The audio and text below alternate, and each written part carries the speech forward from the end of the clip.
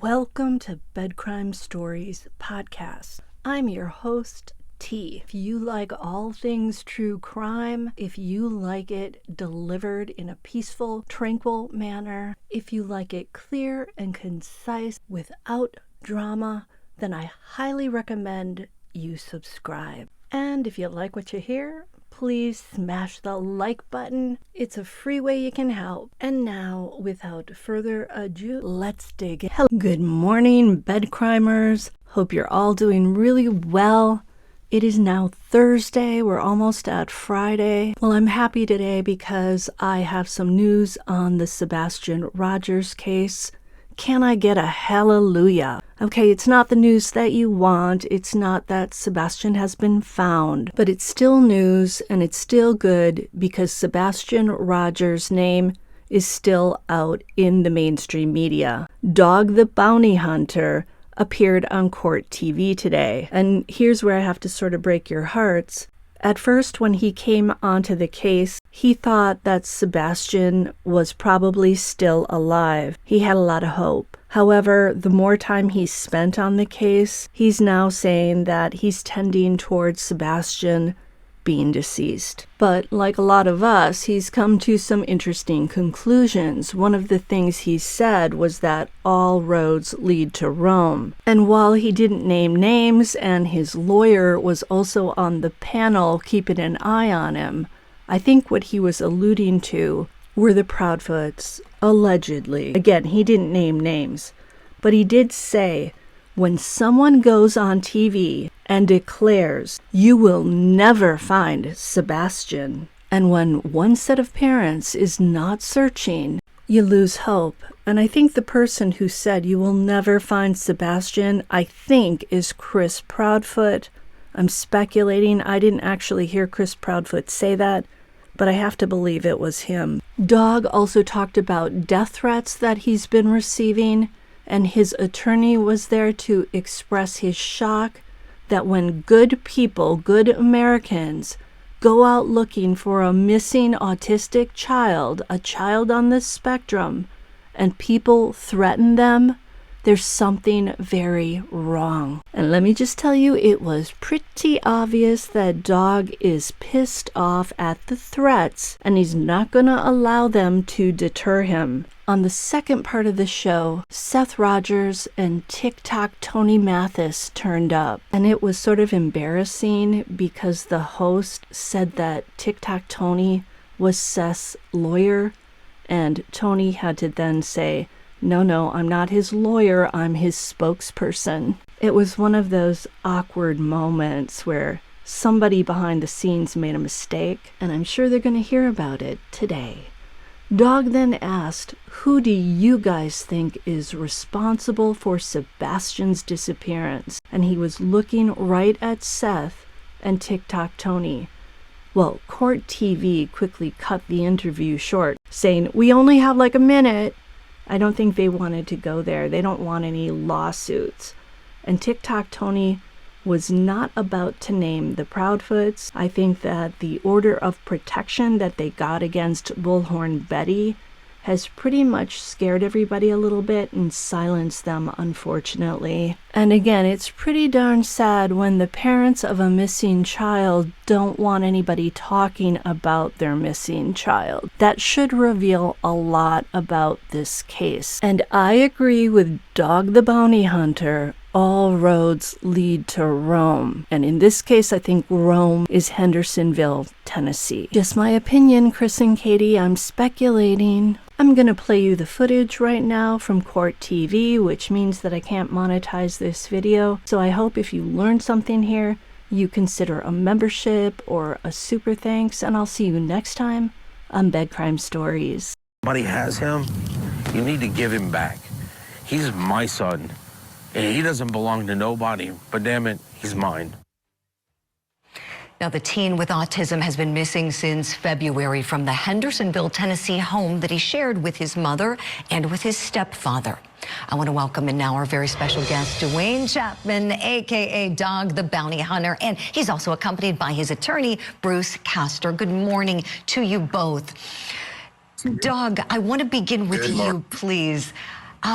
When you think about, all of the things that could have happened with Sebastian, I want to ask you, based on all of the facts and information that you know, what is your theory, the theory of the case that you have, and what is helping you and aiding in your pursuit of him?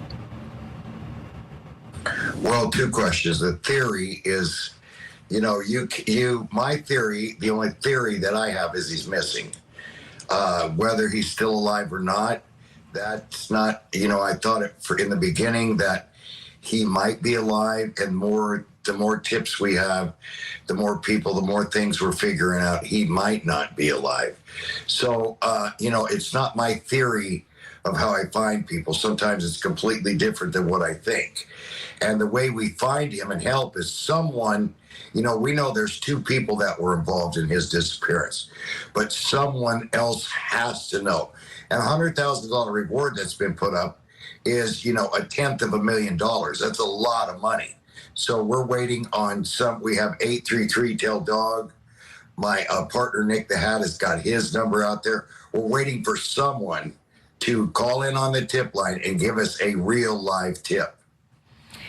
Doug, would you give us an update, please, on any good information that's come in so far? Has anything you've received in the way of tips been at all viable?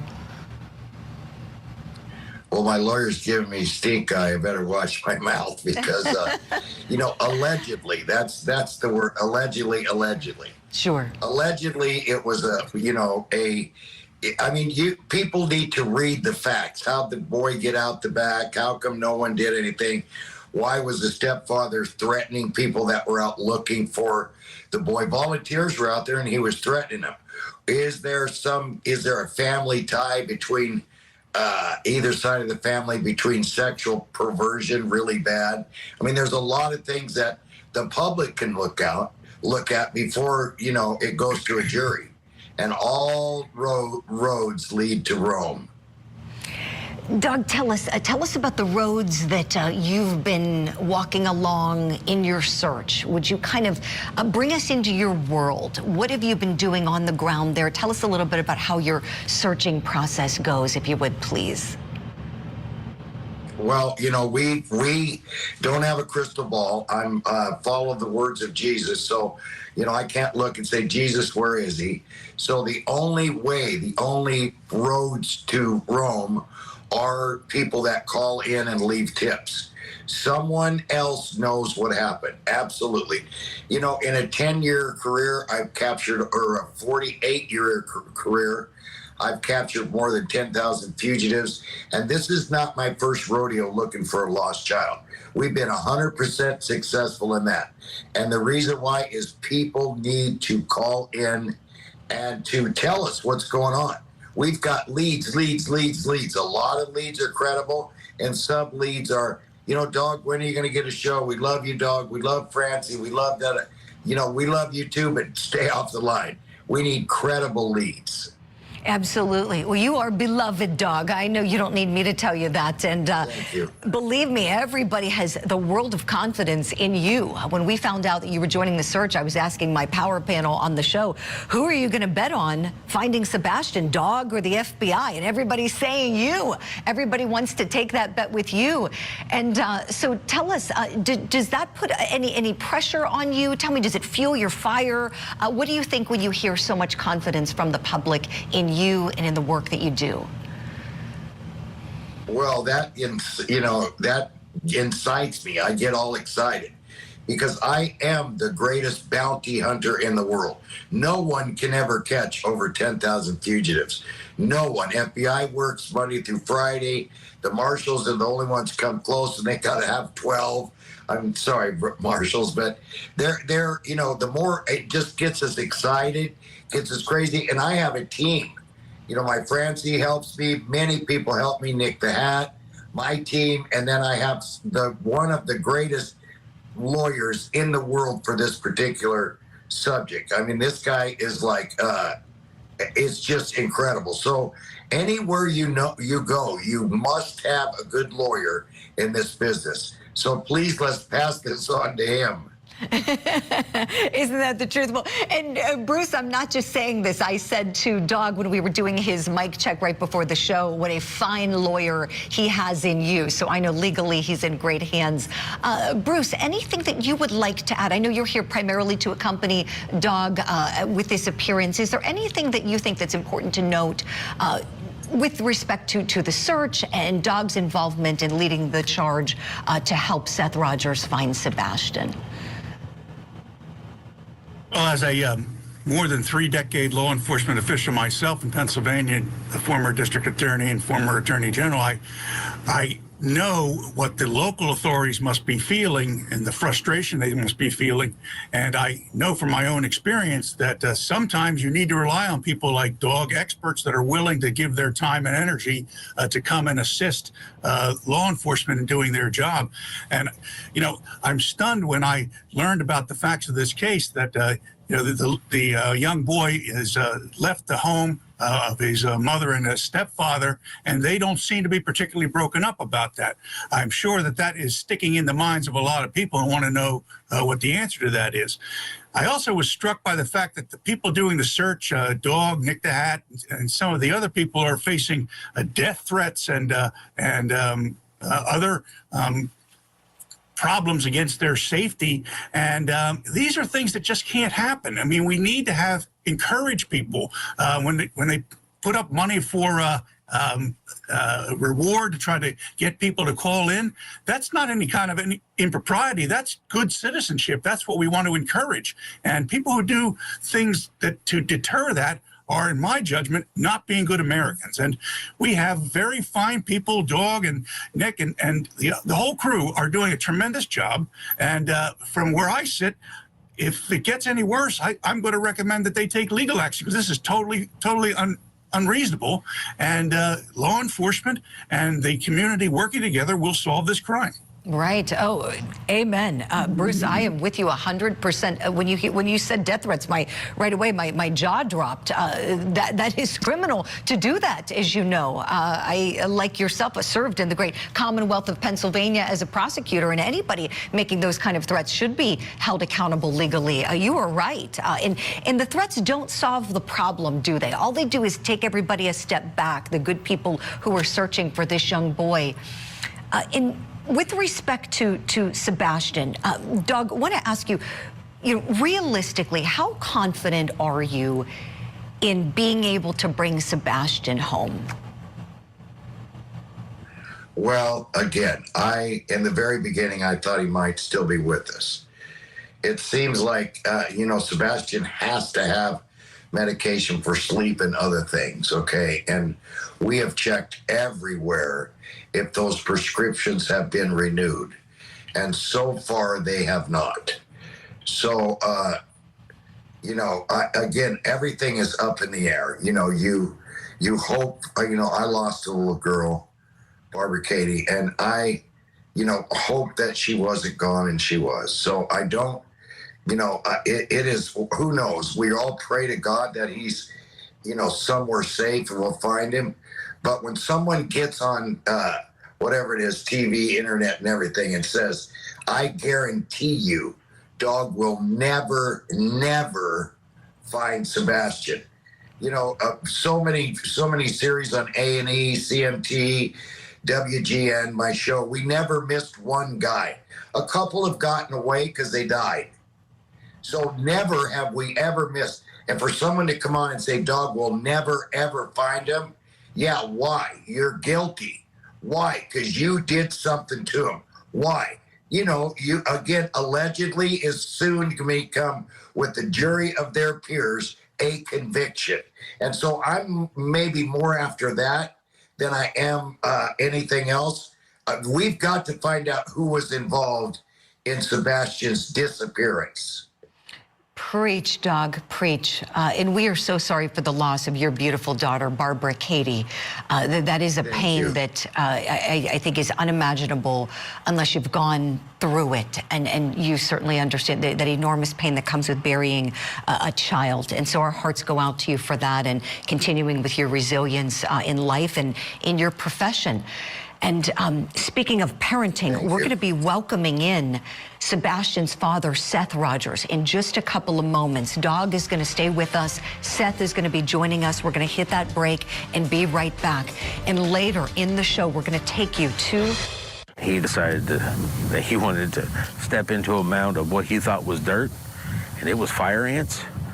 And since then, it's always been, he doesn't like to get his feet in the dirt. He likes to have his socks and shoes on. Welcome back to Opening Statements. I'm Julie Grant. We're talking about what, if anything, can tip the scales of justice when it comes to finding missing teen Sebastian Rogers.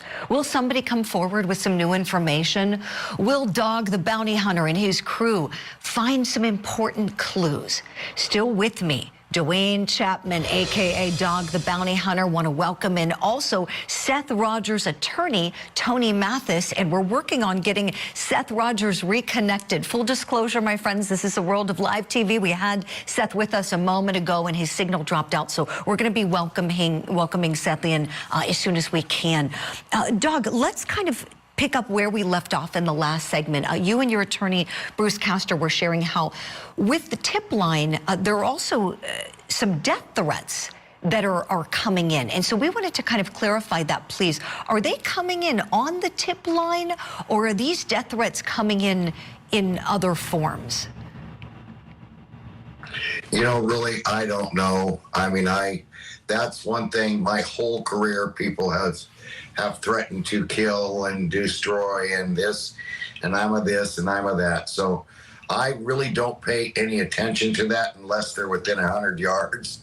And then my wife, Francie, she's a dead shot. So, you know, really, we don't care. Everywhere she goes, she packs a real gun everywhere. We're in Florida. We go to different states. That's a pistol packing mama.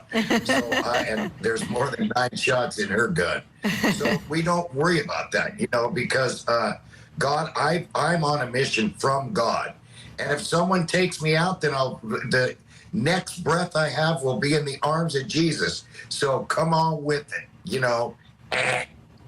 You're unafraid. I love it. Unafraid, and such a man of faith. That's really admirable, Dog. Tony Mathis, let me talk to you, please. As we're working to get your client, Seth Rogers, Sebastian's father, all ready to join us, what do you think is important for everyone to know at this point in the search for Sebastian, Tony?